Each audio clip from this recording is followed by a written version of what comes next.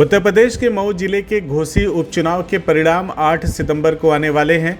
ऐसे में बीजेपी के सहयोगी दलों की धड़कनें बढ़ गई हैं। दिल्ली में बीजेपी के शीर्ष नेतृत्व के सामने बैठकर बड़े बड़े वायदे और दावे करने वाले छोटे दलों के मुखिया और नेताओं के लिए अब घोसी का उपचुनाव जीतना सबसे बड़ी चुनौती बन गई है, क्योंकि इसके परिणाम के बाद ही एनडीए में सीटों को लेकर चर्चा होगी।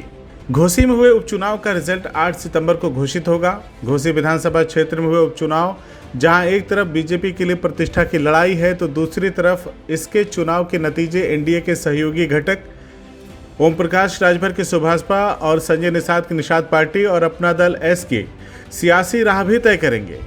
उत्तर प्रदेश में बीजेपी के सभी सहयोगी दलों के राष्ट्रीय अध्यक्षों ने दिल्ली में बैठकर बीजेपी के शीर्ष नेतृत्व के सामने बड़े बड़े वायदे और अपने समाज में पैठ के दावे किए थे।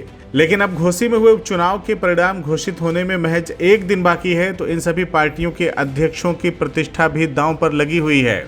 बीजेपी के लिए घोसी उपचुनाव की अहमियत इससे समझी जा सकती है कि घोसी में प्रचार में 26 मंत्री और 60 से ज्यादा विधायक मैदान में थे। साथ ही जातीय समीकरण साधने के लिए अलग अलग जातियों के नेताओं को घोसी में उतारा गया था। यही कारण है कि पिछड़ी जाति के वोटरों को साधने के लिए सुभाषपा के राष्ट्रीय अध्यक्ष ओपी राजभर को, निषाद वोटरों को साधने के लिए निषाद पार्टी के राष्ट्रीय अध्यक्ष संजय निषाद को, कुर्मी वोटरों को साधने के लिए ए.के. शर्मा और स्वतंत्र देव सिंह, ब्राह्मण वोटरों को साधने के लिए डिप्टी सीएम ब्रजेश पाठक, मुस्लिम समाज के पसमानदा वोटरों को साधने के लिए दानिश आज़ाद अंसारी को घोसी के रण में उतारा गया था।